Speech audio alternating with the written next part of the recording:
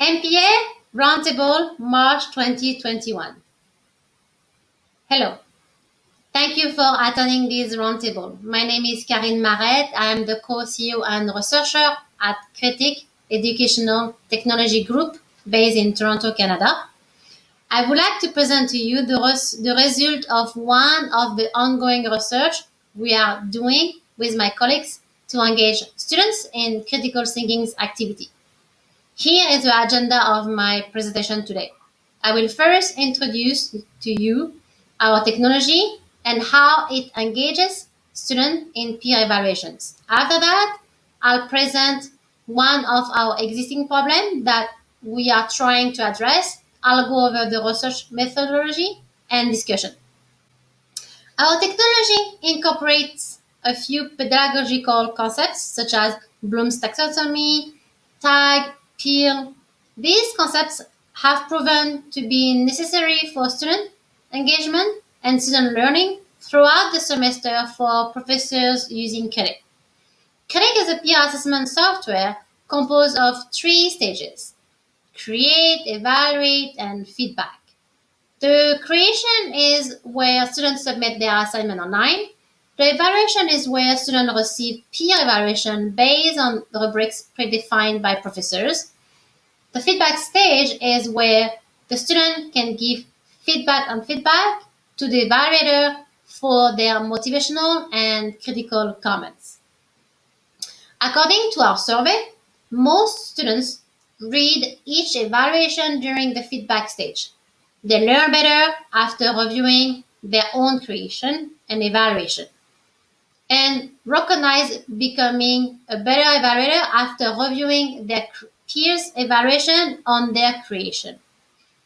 My colleague is going to introduce to you Critique.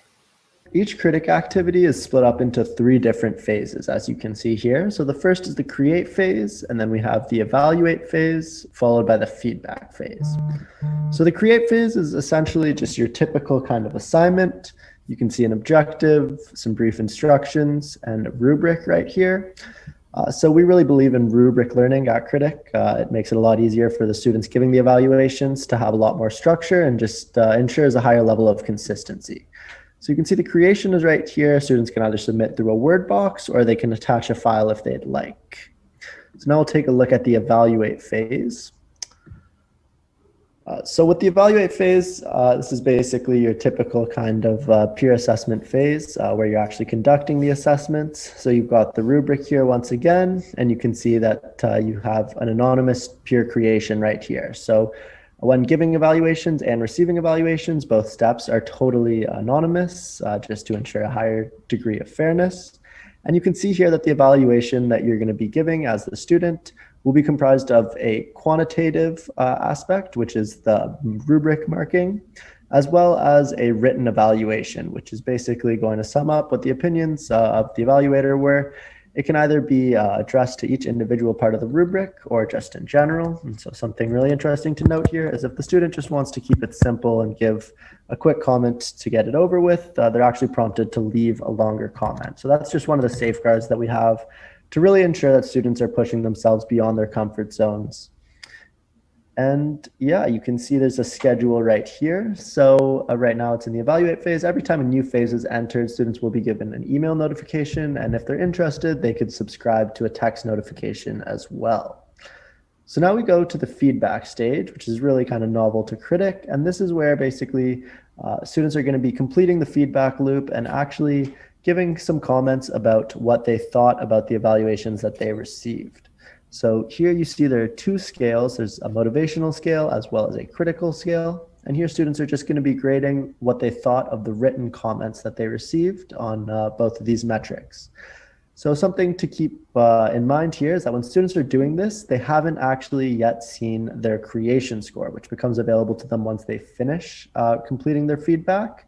And so this is really another step to make sure that students are actually conducting the feedback step before they have any sort of bias based on what mark they ended up getting. So you see here, you can either check out the class average or dispute your score if you'd like. And so this is a feature that the student would use if they feel like the creation score that they were given was not reflective of the work that they'd completed. And then the professor would just be prompted that a student's disputed their score, and they'll have the opportunity to override the score or leave it as it is. So something to note about this creation score is that it's actually not a straight average of all the evaluations that a student's received, but rather a weighted average based on the grading power that each student evaluating them has. So grading power is another novel feature that's critics. And essentially, based on how good of an evaluator a student is, they'll have their own respective grading power. So we can see here, peer evaluator number 1 has 6 stars grading power, whereas peer evaluator 2 only has 4 stars, and peer evaluator 3 just has the 1 star. So this will actually mean that the evaluation received from peer evaluator 3 will have much less of an impact on the student's grade. And so this brings us to how we actually get a baseline for these grading powers, which really comes down to this calibration activity that you're going to give out to your students at the beginning of the term. So now we're going to take a look at things from the professor's perspective. We're just going to start with the calibration activity and give you an idea of how those grading powers find their baseline. So the first thing you're going to do, the first activity you're going to conduct is going to be a calibration activity. So as you can see here from the schedule, there's only one phase of a calibration activity, and that's the evaluate stage. So what you're going to do here is pick 3 different assignments. One's going to be the really high quality one kind of middle range, and then one that's on the lower side of the quality. And what you're going to do is evaluate those 3 assignments and then give the students an opportunity to evaluate the same 3 assignments. So if we just click Blake's responses here as an example, you're going to see that they got an evaluation score on the calibration activity of 86%, which resulted in them getting +3 grading power stars. So if we take a look at the second evaluation, we'll see that the student's score was 4 stars here. So that's what Blake gave, whereas the mark that the professor gave was only 3 stars. So that's what led to this overall grading score for this evaluation being 79%. And based on however close the students are to your evaluations, they're going to get this kind of initial start to their grading power, which will then be adjusted throughout the term based on how closely they're evaluating it to the class average. So if one student decides they're just going to give out 4-star reviews, they're actually not going to benefit their grading power, which is going to consistently be dropping throughout the term. So the next thing to take a look at is this grading phase. So this comes after the students finish their feedback stage, and it's available exclusively to you as the professor. And what's going to happen here is you're going to get to see the progress of the students. So you'll see that John Smith missed 1 evaluation, Sarah missed 1 creation. And if you'd like, you can even go to scoring here and actually filter the students based on how they performed.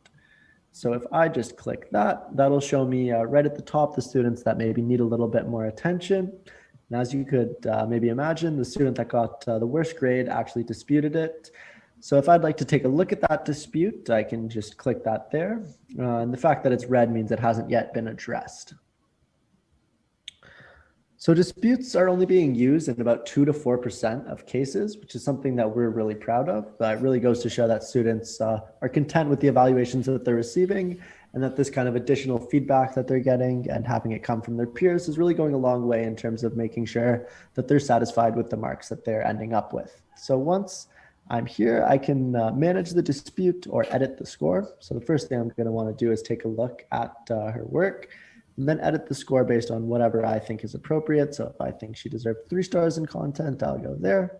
And then I'll have the chance to manage the dispute and just write some comments back to Maria and let her know why I changed or did not change her overall creation score. So this takes us to the create activity view. So as you can see here, we've been spending most of our time today looking at the individual activities, and we've also seen how calibration activities serve as a baseline for the grading power. And now we're going to take a quick look at group activities. So you can see here the 2 options are between groups or within group. So between groups is for your typical kind of group work setting. So what's going to happen is me and my group are going to complete our assignment, and then individually afterwards, I'm going to evaluate other groups on how I felt their assignments did. Whereas the within group is kind of for after a group activity has been completed. A group and their group members will get the opportunity to evaluate each other on their performance to make sure everyone has a good idea of how their contribution was viewed within the group. So this is also going to be anonymous on the first side. So students are going to know who they're evaluating, but they're not actually going to know which comments came from which students. So now all that's really left to talk about is the discussion board. So if we take a look here, you can see that it's been designed to look similar to a kind of social media platform where the students can have a post, they can ask a question, they can include a poll if they'd like, and they can ask anonymously. And something really interesting to note about this discussion board feature is this concept of a reputation score. So basically students will have their engagement to the discussion board quantified based on how often they post, how many kind of likes they're receiving, and how many comments they're getting back in return.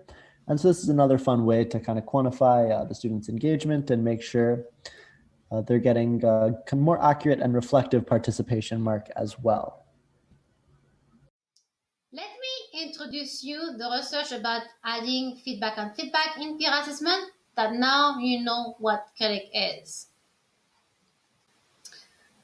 Adding feedback and feedback as a requirement in peer assessment is researched to enhance the quality of peer evaluation. In our case, peer evaluation was adopted as a graded component of students' assignment in multiple courses. To increase student incentive, they were required to rate the feedback they had received from their peers on two scales, motivational and critical. We investigated how students rated the most critical feedback, peer feedback, and identified that the majority of students fairly rated the peer evaluation they received, including the peer evaluations that are not positive. However, a handful of students and professors have expressed the inaccuracy of the feedback as a result of revenge grading. In this research paper, we hypothesized that the quality and accuracy of students' feedback are correlated to mandating a written component to justify grading behavior. As you can see, the student rating of the peers' written feedback on the critical and motivation scales is mostly 3 to 4, meaning that students are motivating each other. Our study is on the scale of 1. The method: 50 evaluations that had been rated the lowest by peers were randomly collected from a sample size of 750 evaluations across 110 courses that used critic in the fall 2020 term. Evaluations that were rated the lowest had a rating of 1 out of 4 on the critical and motivational scales, with 1 being discouraging for the critical scales and ineffective for the motivational scales. Another set of data was gathered at the beginning of the winter 2021 term, adding another set of 50 evaluations across 95 courses. A total of 100 random evaluations from 2 terms were analyzed and sorted into the following 3 categories. 1. It's a fair feedback. The evaluation was indeed discouraging and warrant of a low feedback rating of 1 from the student. It is fair. 2. Unfair feedback, revenge grading. The evaluation was either generic, motivational, or very motivational and does not warrant a low feedback rating of 1 from the student.